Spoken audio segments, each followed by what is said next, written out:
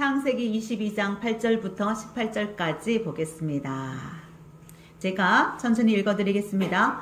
아브라함이 가로되 아들아 번제할 어린 양은 하나님이 자기를 위하여 친히 준비하시리라 하고 두 사람이 함께 나아가서 하나님이 그에게 지시하신 곳에 이른지라. 이에 아브라함이 그 곳에 단을 쌓고 나무를 버려놓고 그 아들 이삭을 결박하여 단 나무 위에 놓고 손을 내밀어 칼을 잡고 그 아들을 잡으려 하더니 여호와의 사자가 하늘에서부터 그를 불러 가라사대 아브라함아 아브라함아 하시는지라. 아브라함이 가로되 내가 여기 있나이다 하매 사자가 가라사대 그 아이에게 내 손을 대지 말라. 아무 일도 그에게 하지 말라. 내가 내 아들 내 독자라도 내게 아끼지 아니하였으니 내가 이제야 네가 하나님을 경외하는 줄을 아노라. 아브라함이 눈을 들어 살펴본즉 한 수양이 뒤에 있는데 뿔이 수풀에 걸렸는지라. 아브라함이 가서 그 수양을 가져다가 아들을 대신하여 번제로 드렸더라. 아브라함이 그 땅 이름을 여호와 이레라 하였으므로 오늘까지 사람들이 이르기를 여호와의 산에서 준비되리라 하더라. 여호와의 사자가 하늘에서부터 두 번째 아브라함을 불러 가라사대 여호와께서 이르시기를 내가 나를 가리켜 맹세하노니 네가 이같이 행하여 네 아들 네 독자를 아끼지 아니하였은즉 내가 네게 큰 복을 주고 내 씨로 그게 성하여 하늘의 별과 같고 바닷가의 모래와 같게 하리니 내 씨가 그 대적의 문을 얻으리라. 또 내 씨로 말미암아 천하 만민이 복을 얻으리니 이는 얘가 나의 말을 준행하였음이니라 하셨다 하니라. 아멘. 네, 오늘 이 같은 본문 22장을 갖고 지금 세 번째 합니다. 지난주 주중회와 수요일을 하고 또 이렇게 주일 오전 예배 같은 본문을 갖고 지금 살펴보고 있는데요. 오늘은 아버지 아브라함, 이삭의 아버지인 아브라함 입장에서 또 하나님 아버지의 입장에서 이 본문을 다시 살펴보고자 합니다. 오늘 보면 여호와 이레라고 합니다. 여호와 이레. 아브라함이 단을 쌓고 독생자 아들 하나밖에 없는 이삭을 번제물로 드리려고 했던 그 장소를 하나님께서는 여호와 이레로 주님께서 이미 준비해 놓으셨던 곳입니다. 그래서 아브라함이 그 이름을 여호와 이레라고 했는데 뜻이 무엇일까요? 여호와 이레 뜻이 뭡니까? 주님께서 준비하십니다. 주님께서 친히 준비하십니다. 22장의 본문은 어떤 내용이었냐면 바로 여호와 하나님께서 아브라함을 100세가 약 130세 추정컨대 130세 가량 전후로 볼 수 있는데요. 이때 아브라함을 하나님께서 부르시고 아브라함을 시험해 보시려고 명령을 내리셨는데 그 명령의 내용이 뭐냐면 사랑하는 독생자 이삭을 번제물로 하나님께 드려라 하는 거예요. 굉장히 충격적인 명령을 하십니다. 이해되십니까? 하나님은 무엇을 시험하고 싶어 하셨을까요? 무엇을 시험하시길 위해서 이 충격적인 순종 하나하나. 아멘. 순종 하나하나야. 아브라함의 순종을 보고 싶어 하셨습니다. 18절 내가 너에게 명령한 것을 네가 나에게 복종하였으므로 세상 모든 민족이 네 자손의 덕을 입어서 복을 받게 될 것이다. 바로 아브라함의 순종, 아브라함이 하나님을 경외하는지 안 하는지를 시험하시는 거였어요. 그런데 결론적으로 통과했습니다. 좋은 성적으로 합격했습니다. 근데 하나님께서 어떤 마음을 갖고 이걸 시험하셨을까요? 이게 보통 일이 아니잖아요. 더욱이 이삭은 언약 백성입니다. 언약 백성인데 어떻게 이 자식을 통해서 하나님이 무수한 별과 같은 또 모래와 같은 많은 숫자의 자식을 후손을 주리라고 약속했는데 그 언약의 백성인 이삭을 장가도 안 간, 결혼도 안 한, 아이를 낳지도 않은 이 이삭을 바치라고 죽이라고 하는 것은 도저히 이해가 안 되는 건데 왜 이러한 명령을 하셨을까요? 우리가 납득이 되지 않는 명령이거든요, 사실. 하나님은 신실한 언약의 하나님이신데 반드시 말씀하신 것을 지키시는 분인데 100% 지키시는 분인데 몇 번이나 아브라함에 나타나셔서 이 약속을 하셨어요. 언약식도 하셨어요. 근데 이걸 스스로 깨시는 그러한 명령을 내리시는 거예요. 왜 이러한 이해가 되지 않은 명령을 내리셨을까? 궁금합니다. 그리고 또 보면 아브라함이 이삭에게는 번제로 바칠 어린 양을 하나님이 손수 친히 준비하신다고 대답하고 나서 제단을 이삭과 함께 같이 쌓고, 그런데 그 다음 구절이 뭐냐면 아브라함이 손수 이삭을 결박합니다. 결박하고 이삭을, 자기 자식을 묶어서 장작 위에 올려놓습니다. 그리고 칼을 들어요. 손에 칼을 들고 막 찌르려고 하는 거예요. 아브라함의 이 태도는 여러분 이해가 되십니까? 안 됩니다. 같은 부모, 자식을 둔 우리 부모의 입장으로서도 도저히 아브라함의 행동조차도 이해가 되지 않습니다. 여러분 혹시 삶 속에서 이러한 비슷한 일 겪은 일은 없습니까?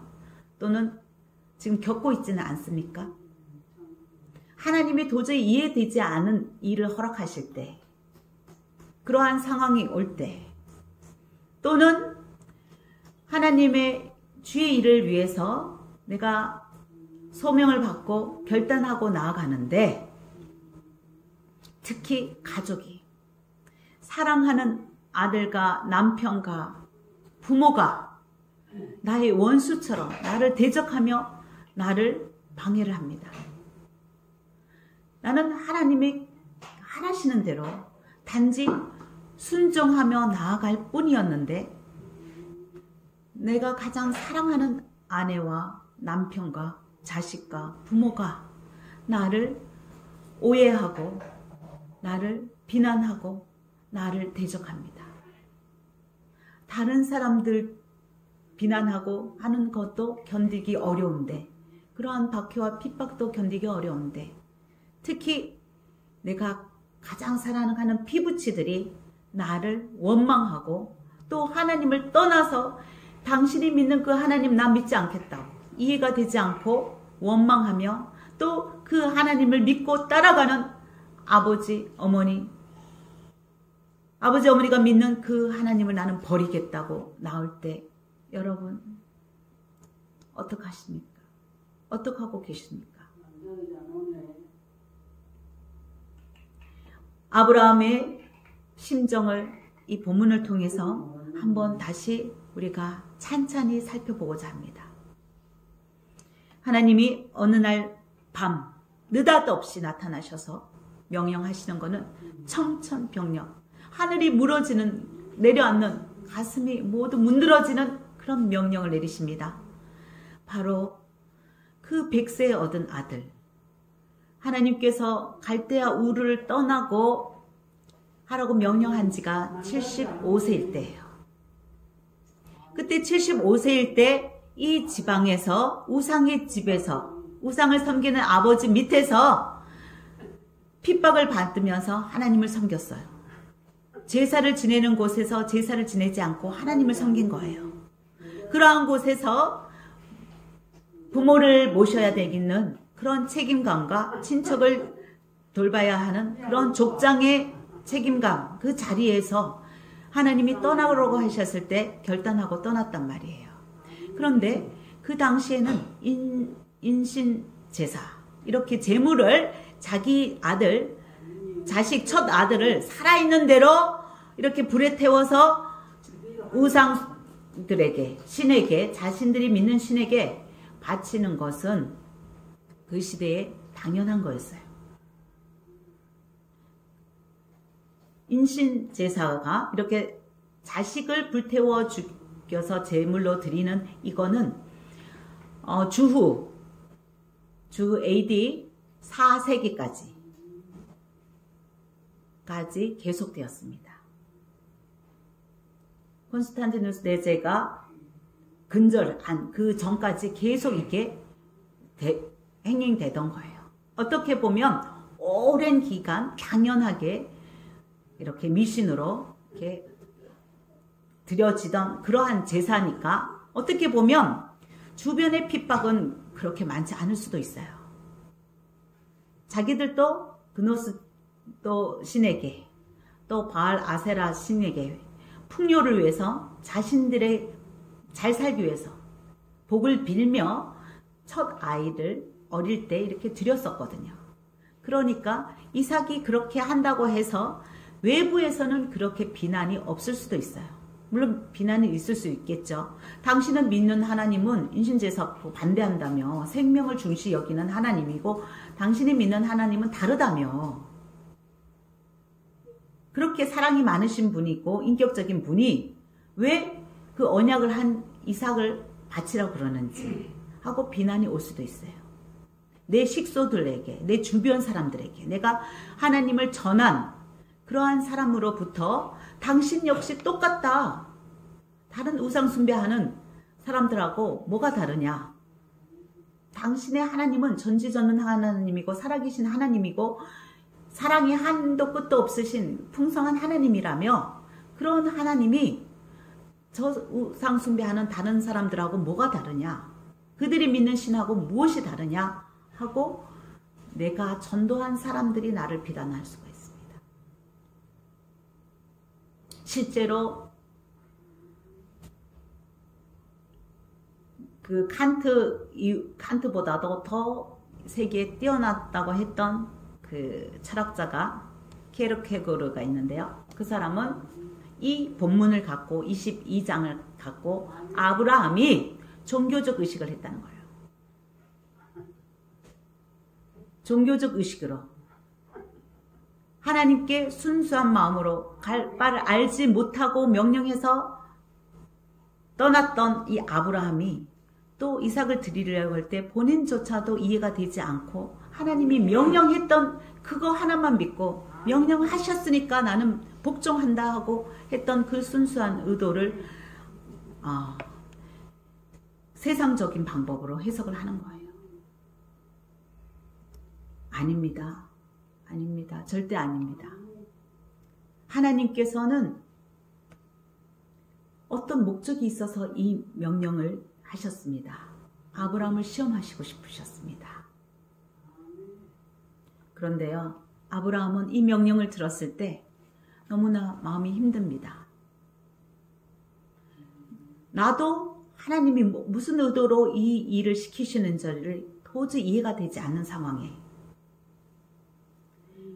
75세 때도 갈 바를 알지 못하고 내가 어디로 가야 될지, 왜 가야 될지, 또 가족들을 도저히 설득할 수 있는 근거가 하나도 없는 상태에서 비난을 받으면서 모든 것을 감수하면서 특히 아내의 반대, 식구들의 반대가 엄청났음에도 불구하고 나갔는데 지금 이 사건을 사랑하는 아내 사라한테 도저히 의논할 수가 없습니다. 당신이 경수가 끊어졌을 때 전능하신 하나님이 이삭을 낳게 해주셨고 그 이삭을 통해서 무수한 별과 같은 후손을 주시라고 약속을 한 그 이삭을 하나님이 이제는 죽여서 번제물로 드리라고 한다고, 이 말을 어떻게 사랑하는 아내 이삭의 어머니한테 그 말을 할 수 있겠습니까? 그 하나님의 명령을 들은 아브라함은 잠을 잘 수가 없습니다. 그렇습니다. 본인도 힘들고 아내와 가족들, 주변 사람들, 그리고 나는 이미 몸이 쇠약해져서 이 엄청난 식솔들, 남자만 해도 2,000명이 넘는 그 식솔들을 책임지고 끌고 갈 가장인, 족장인 이 이삭을 죽이라고 했을 때 반란도 일어날 수 있습니다. 노망 들렸다고 나를 죽이고 이삭을 살릴 수도 있습니다. 이러한 상황들이 눈에 뻔하게 전개될 상황들이 있는데 어떻게 이것을 가족을 설득하고 내가 키우고 있는 식솔들, 군인들입니다. 군인들만 해도 최소 318명 있습니다. 이들을 설득을 할 건지. 아브라함은 밤새 고민하다가 새벽 일찍 일어났습니다. 그리고 이삭에게 모리아 산으로 가서 이곳으로부터 80km 떨어진 곳으로 하나님께 제사 지내기 위해서 예배드리기 위해서 가야 된다고 말을 하고 이삭과 함께 장작을 준비합니다. 장작을 지었습니다. 아들은 감사하게도 순종하고 온유한 성격의 사랑하는 아들이 이 늙은 아버지의 말은 100% 믿고 신뢰를 합니다. 따라와 줍니다. 의문도 갖지 않고 질문도 하지 않고 아버지가 시키는 일을 척척 알아서 잘합니다. 이 아들을 데리고 또 하인 2명을 데리고 갑니다. 이 아들을 묶고 죽이려고 할 때 혹시 아들이 순종하지 않으면 옆에서 도와줄 하인도 필요할 것이고 사람을 시체를 불러 태우려면 엄청난 장작이 필요하기 때문에 또 먹을 것도 3일 길을 가야 하니 먹을 것도 가져가야 되고 그래서 일꾼 식솔 하인 2명을 데리고 갔지만 또 다른 생각도 떠오릅니다. 이 하인들이 나의 말을 명령을 복종하지 아니하고 이삭 편에 들어서 오히려 나를 결박하고 데리고 오면 어떡하나. 하나님 명령을 100% 온전히 순종하지 못하고 이를 그르치면 어떡하나. 이런 고민도 생깁니다. 내적인 갈등도 있습니다. 내 사랑하는 아들은 얼마나 마음이 아플까? 내가 하는 말을 이해를 해줄까?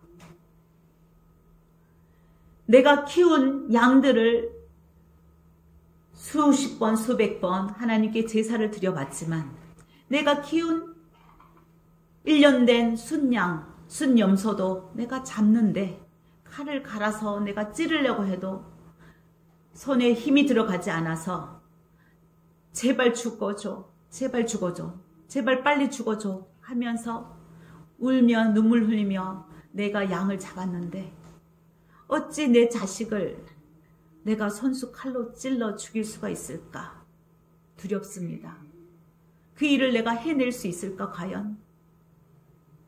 오만 생각을 하며 3일 길을 갑니다.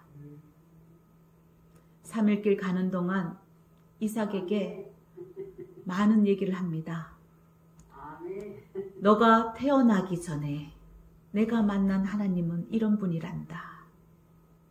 75세 때 나는 우상 숭배하는 집에서 족장으로 태어났고 그 기반과 재산과 모든 것을 남겨놓고 아버지 또 아내 그리고 조카만 데리고 이렇게 길을 떠났단다. 그러나 그 삶이 정말 녹록지 않은 타향살이였단다. 이민 생활도 이렇게 고달픈 거가 없었을 정도로 전쟁도 무수히 했고 또 가는 곳마다 가나안 족속이 얼마나 강한지 얼마나 배척을 하는지 텃세를 부리는지 우리가 가는 곳마다 우리는 목숨을 걸고 정착을 했었고 그곳에서 장막을 치고 하나님께 예배를 드렸었단다. 그런데 하나님은 놀랍게 엄청난 부를 허락하셨단다. 떠날 때는 우리가 미약했으나 가는 곳마다 하나님께서 놀라운 복으로 채워주셔서 물질의 복도 주시고 또 심지어는 소돔과 고모라를 쳐부순 강대국 바벨론의 사개 나라의 동맹국가도 내가 단 318명의 적은 군대로 내가 기른 그 군대로 내가 무찔렀단다. 그러나 하나님께서는 25년 동안 나에게 약속했었던 자식을 주지 않았단다. 자식을 주겠다고 약속하신 하나님은 부도 주셨고 권력도 주셨고 군사력도 주셨고 모든 것을 주셨는데 자식을 주지 않았단다. 너의 어머니 사라도 나도 이미 몸은 죽은 몸이 되었고 도저히 아이를 낳을 수 없을 때 하나님께서 나타나셨지. 그날 밤 나는 정말 마음이 힘들었단다. 모든 것을 가졌으나 그 허무함과 내가 기다리고 기다려도 하나님께서 들어주지 않는 나 한 가지 소원, 자식을 주지 않은 것에 대한 불평과 원망이 가득 찬 그날 밤 하나님께서는 찾아와 주셨지. 그리고 말씀하셨단다. 나는 너의 방패가 된다. 나는 너의 지극히 큰 상급이다. 모든 인생에서 너의 환난과 질병과 문제에서 내가 막아준 여호와 하나님, 살아계신 하나님이고 내가 너에게 지극히 큰 상을 준 그러한 신이란다 했을 때 나는 그랬지. 그럼 하나님 무엇을 주시렵니까? 하나님이 내 자식을 안 줘서 나는 이미 죽은 몸이 되었습니다. 도저히 자식을 낳을 수가 없습니다. 그러니 내 하인을 통하여서 하나님이 약속하신 그 언약을 이루고자 합니다 했을 때 하나님께서는 절대 그렇지 않다고 하셨단다. 바로 죽은 나의 몸에서 너희 엄마를 통해서 이삭을 너를 하나님께서 주시겠다고 약속하셨고 그렇게 기다리고 기다린 후에 100세가 됐을 때 너를 낳았단다. 너희 하나님은 정말 전능한 하나님 맞단다. 정말 지극히 큰 상급을 주시는 분이었고 내가 중간에 너의 이복형 이스마엘을 내가 인간의 방법으로 수단 방법을 가리지 않고 낳았을 때도 하나님께서는 나를 너그러이 용서해 주셨단다. 마음이 한없이 너그러우신 분이고 우리의 연약함도 아실 뿐만 아니라 이 아비의 모든 허물과 죄도 하나님께서는 다 덮어주시고 용서해 주셨단다. 이렇게 3일 길을 걸으며 아브라함을 통해서 이삭이 태어나기 전에 행하셨던 살아계신 하나님의 일들을, 놀라운 역사를 간증하고 또 간증할 때 이삭은 시간 가는 줄 몰랐습니다. 등에 짊어진 장작더미가 무거운 줄도 몰랐습니다.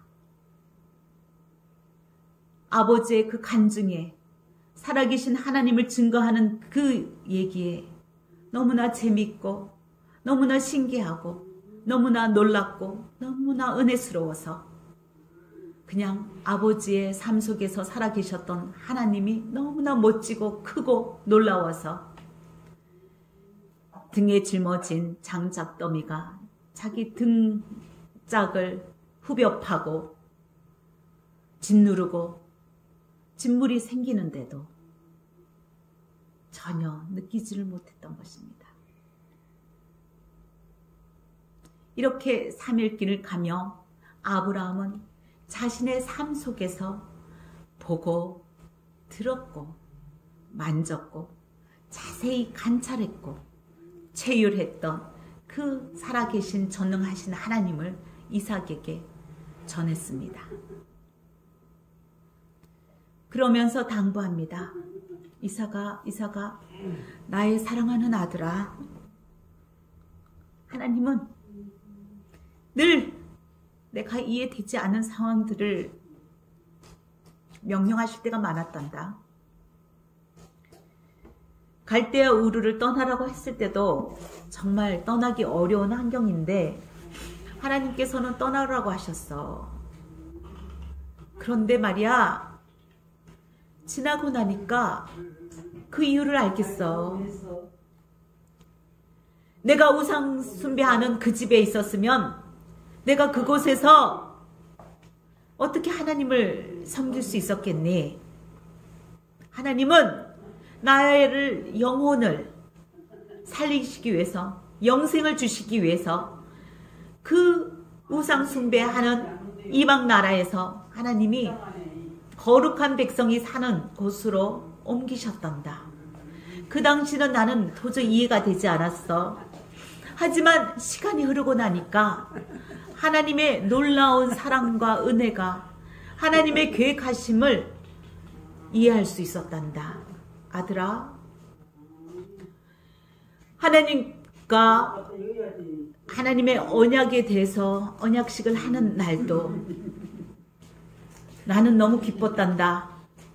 나는 너무 오랫동안 하나님의 약속이 감사합니다. 이루어지기를 고대하며, 학수고대하며 수십 년을 기다렸는데 말이지, 하나님께서 짐승을 반으로 잘라 그 피가 낭자한 사이를 하나님께서 직접 공증해 주시는 그 언약식을 해주는 날, 그날은 정말 힘든 날이었단다.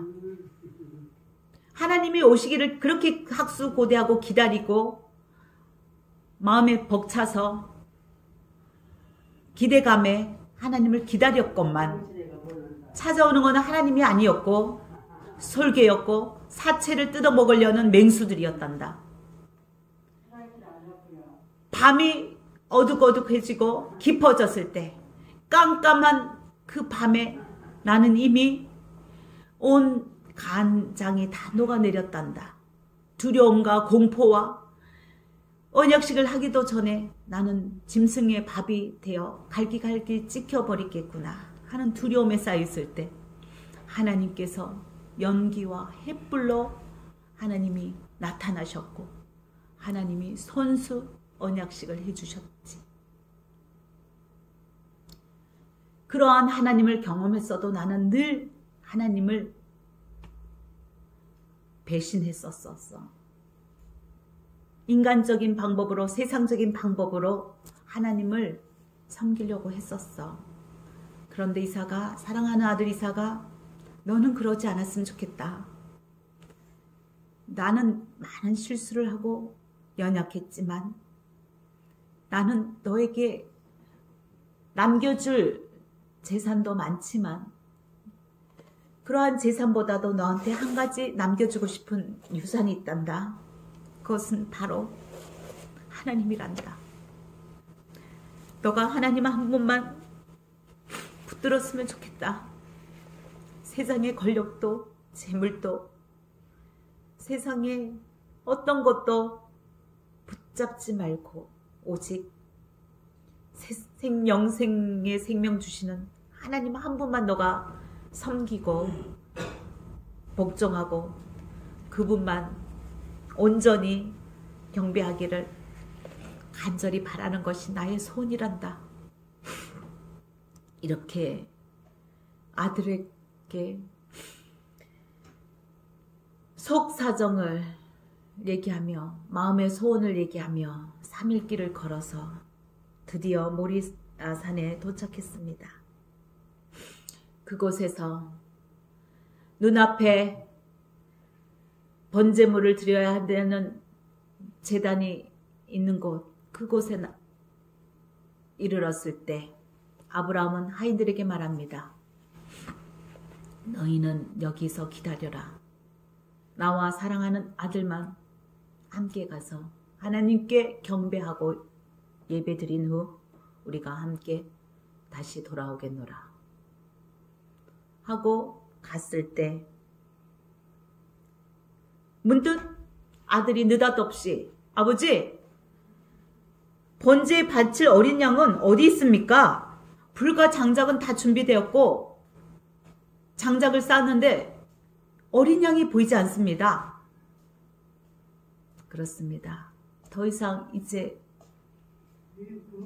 숨길 수가 없습니다. 더 이상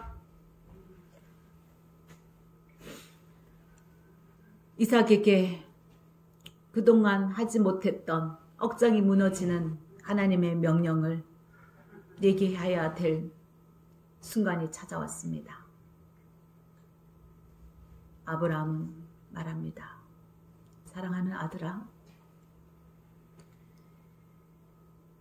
내가 하나님의 많은 사랑을 받았고 하나님을 안다고 하였으나 나는 아직까지도 하나님의 그 깊은 경륜을 헤아릴 수 없단다. 하나님의 생각은 우리의 생각과 달라서 동에서 서가 먼 것처럼 멀고 하늘의 높은 우주의 높이만큼이나 하나님의 생각은 높단다. 넓기가 우주의 그 어떤 넓이보다도 넓은 분이 하나님의 마음이고 생각이란다. 그 깊이도 바다의 깊이보다도 우리가 깊은 곳이 하나님의 깊은 경륜을 나는 다 알지 못한다. 그러나 그 하나님은 좋으신 분은 확실하다. 그 하나님은 이유 없이 이 명령을 내리시지는 않은 건 나 그 한 가지는 안다. 아들아, 너를 통해서 하나님께서 무수한 자손을 주고 너를 통해서 너 후손들에게 복을 주리라고 말씀하셨는데, 그런데도 3일 전에 하나님께서는 나에게 나타나셔서 너를 번제물로 드리라고 하는구나. 아들아, 미안하다. 내가 너에게 설명해 줄 방법이 아무것도 없구나. 나는 늘 그 당시는 이해가 되지 않았고, 하지만 시간이 지나면 알 수 있었다. 하나님의 마음도 알 수 있었고 하나님의 계획과 뜻을 알 수 있었단다. 지금은 알 수 없지만 내가 할 수 있는 것은 한 가지, 너를 번제물로 드려야 된다는 것뿐이란다. 그랬을 때 이삭은 순수히 자신의 몸을 아브라함의 손에 내맡깁니다. 연약하고 힘이 없는 구부정한 아버지의 눈에 눈물이 가득합니다. 비장한 각오를 갖고는 있으나 온몸은 부들부들 떨리는 아버지를 내려다보는 이삭은 손수 자신의 몸을 내맡기며 장작에 오릅니다. 아브라함은 마음속으로 생각합니다. 제발 빨리 죽어줘. 고통 없이. 하나님, 내가 간절히 바라보나오니 제발 우리 아들이 이 순간을 잘 넘기게 해주시옵소서. 아무 고통도 없이 하나님 빨리 끝내주시옵소서 하며 손을 높이 들고 온 힘을 다해 칼을 찌르려고 하는 순간 주님의 천사가 아브라함아 그 아이에게 손을 대지, 그 아이에게 아무 일도 하지 말아라. 너가 너의 사랑하는 아들 외아들까지도 나에게 아끼지 아니하였으니 네가 참으로 나를 경외하는 줄 내가 이제 알았노라. 그리고 하나님께서는 손수 어린 양을 준비해 놓으셨습니다. 그래서 아브라함과 이삭은 기쁘게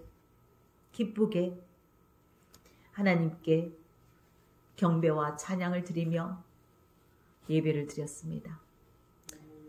하나님께서는 왜 이 명령을 허락하셨을까요? 하나님께서는 이삭을 죽일 생각이 아니었습니다. 아브라함이 그 일을 감당할 믿음이 없다는 것도 알았습니다. 하나님께서는 친히 아브라함에게 믿음을 주시고 용기를 주셨습니다. 담대함을 주셨습니다. 그리고 어린 이삭이 물론 몸으로는 20, 30대의 장정한 몸이 체력을 가진 이삭이었지만 아직까지 믿음으로 볼 때는 어린아이 같은 이삭이 하나님의 명령을 온전히 순종하지 못할 것을 하나님은 알고 계셔서 왕의 마음도 보의 물과 같이 하나님께서 마음을 주관하시는 분이시기에 아브라함의 마음과 이삭의 마음과 생각을 지켜주셨습니다. 그리하여 세상 사람들의 비난과 박해, 또 자신의 생각, 소견대로 하지 아니하고 온전히 하나님의 명령에 순종할 수 있도록 하나님께서 그 마음을, 생각을 허락해 주셨습니다. 왜 하나님은 이 일을 허락하셨을까요? 하나님께서는 이후에 온 인류가 모든 사람들이 죄로 인하여서 멸망하는 것을 하나님께서는 두고 볼 수가 없었습니다. 그리하여 아브라함을 택하시기 전에 창세 전부터 하나님께서는 하나님의 독생자 아들 예수 그리스도를 죽어가는 모든 백성을 위하여 하나님께서 어린 양 제물로 희생시킬 것을 마음 먹고 있었던 것입니다. 계획하고 계셨던 것입니다. 그 계획을 이루기 위해서 또 예수 그리스도를 통해서 예수 그리스도를 믿는 자에게 하나님께서 영생의 복을 허락하실 것을 계획하셨기 때문에 믿음의 조상 아브라함이 하나님 아버지의 마음을 알기를 원하셨습니다. 독생자 아들을 내어줄 수밖에 없는 아비의 심정이 어떤 건지를 아브라함에게 조금이라도 느끼게 해주고 싶었습니다. 암 환자는 암에 걸려본 사람이 이해할 수 있고 위로해 줄 수 있습니다. 가부 신세는 가부가 알 수 있다고 했습니다. 자식을 낳아본 사람만이 부모의 마음을 읽을 수가 있습니다. 결혼해보지 않은 사람, 아이를 낳아보지 않는 자녀들은 어머니를 대적하고 원수처럼 미워합니다. 증오합니다. 하지만 아이를 낳아보고 키워봤을 때 우리 아버지가 어머니가 왜 자신 앞에서 그렇게 싸울 수밖에 없었는지, 아버지 어머니가 미워서 싸운 것이 아니라 또 자녀들을 낳은 것을 후회해서 싸운 것이 아니라 자녀들을 사랑해서 좀 더 잘 키우기 위해서 좀 더 먹을 거 입을 거 풍족하게 해주지 못한 것이 마음 아파서 그렇게 다퉜던 것을 아이를 키워봐야 자녀들이 이해하고 그때서야 알게 됩니다. 하나님께서는 우리들이 하나님의 백성들이 예수 그리스도처럼 향하기를 원하셨습니다. 예수 그리스도처럼 사랑하기를 원하셨습니다. 하나님 아버지를 사랑할 뿐만 아니라 내 이웃을 내 몸처럼 사랑하라고 했습니다. 내 몸처럼 사랑할 뿐만 아니라 내가 새 계명을 주노니 예수 그리스도를처럼 행하라고 합니다. 내 이웃을 죽기까지 내 몸을 내어서 죽기까지 사랑하라고 합니다. 내 몸처럼 사랑하기도 어려운데 내 목숨을 내어주면서까지 사랑하는 것은 우리 인간으로서는 도저히 할 수 없는데 하나님께서 그 본보기로 모델로 아브라함과 이삭을 보여주셨습니다. 신인 나와 예수 그리스도만 할 수 있는 것이 아니라 우리의 형상을 닮아서 지음받은 너희 역시 아브라함처럼 나의 명령에 온전히 순종하기만 하면 내가 너희에게 사랑을 부어주리라. 내가 모두 준비해 주리라. 처음부터 마지막까지 내가 완벽하게 세팅해주고 준비해 줄 테니 너는 그저 나의 명령을 지켜 준행하고 따라오기만 하여라.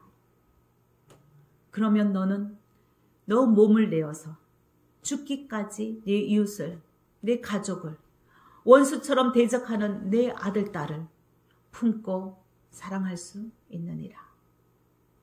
너가 제단에 너의 몸을 들이듯이 너 자신을 십자가에 못 박고 죽기를 바라노라. 그리하여야 예수님이 행하셨던 것처럼 너가 너의 가족을, 너를 대적하는 주변 사람들을, 이웃을 온전히 사랑할 수 있느니라. 하나님은 그런 마음이었습니다.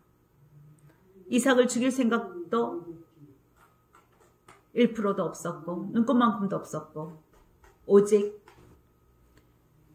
아브라함을 통해서 믿음의 조상 아브라함을 세워서 그 후손, 믿음의 후손들이 아브라함이 했던 것처럼 본받기를. 그렇습니다. 형만한 아우 없다고 합니다. 부모만한 자식이 없다고 합니다. 아브라함은 우리의 조상이고 부모입니다. 아브라함이 하지 못했으면 우리도 도저히 할 수 없습니다. 그런데 하나님께서는 아브라함과 이삭을 통해서 능히 그 일을 할 수 있다고 본보기로 보여주시는 겁니다. 너희도 너가 가장 사랑하는 것이 무엇이냐? 자식이냐? 재물이냐? 세상의 지위냐? 명예냐? 너가 가장 아끼고 사랑하는 그것을 나보다 더 사랑하면 예수 그리스도의 제자가 될 수 없느니라. 예수 그리스도의 제자가 되려면, 나의 자녀가 되려면 너가 가장 사랑하는 것, 가장 아끼는 것, 그 한 가지를 나 앞에 내려놓고 드려야 하느니라. 그때 내가 너를 해결해 주겠노라. 너 사랑하는 아들을 축복하실 것이고, 너가 가장 중시 여기는 재물, 부여, 존귀, 장수, 그건 내가 다 갖고 있는 것이다. 내가 다 소유한 것이다. 전도서 6장 2, 3절에 말씀하십니다. 영혼의 모든 만족함과 모든 소원도 이루어 주실 수 있는 분은 하나님이시고, 재물, 부여, 존귀, 장수, 그러나 누리지 못하는 사람이 이 세상에 너무나 많은데 누릴 수 있는 복까지 허락하시는 분이 하나님이십니다. 하나님을 사랑하는 자, 그 사랑하는 자는 하나님과 사귐이 있고 친밀함이 있습니다.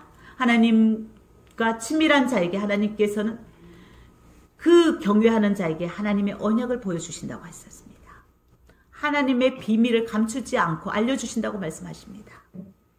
그리고 우리 죄를 위해서 화목제물로 예수 그리스도가 오셨고, 우리는 세상의 모든 죄, 허물에서부터 해방되었다고 말씀하십니다. 그래서 천국 백성이 되었고, 하늘의 시민권을 갖게 되었고, 하늘의 상속권, 하나님 아버지의 아들, 딸이 되었다고 하나님께서 말씀해 주십니다. 그러기 위해서는 계명을 지켜라. 계명을 지키고 순종하고 복종하는 자는 그가 여호와 하나님을 아노라. 하나님 아버지를 아노라 하면서 하나님이 말씀하시는 그 계명을 지키지 않는 자는 하나님을 사랑하는 자가 아니다. 하나님을 진정으로 아는 자가 아니다고 하였습니다.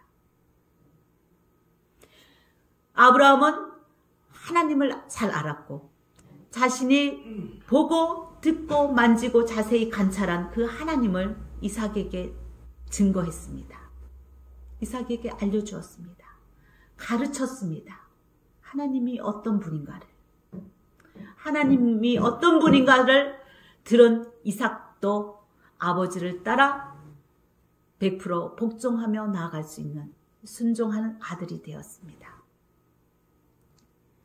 하나님을 사랑하는 자, 그가 온전히 하나님 말씀을 지키는 자이고, 그 속에서 온전히 하나님 안에서 거하는 자라고 말씀하십니다. 여러분 모두 하나님 안에 거하는 하나님의 사랑하는 자, 하나님을 경외하는 자, 하나님의 말씀을 지키고 나가는 자. 그리하여 아브라함과 이삭에게 약속하셨던 세상 모든 민족이 너 자손의 덕을 입어 복을 받게 될 것이라고 약속하셨던 그 약속의 말씀이 나와 여러분의 것이 되기를 간절히 소원하고 축원드립니다. 말씀 마치겠습니다.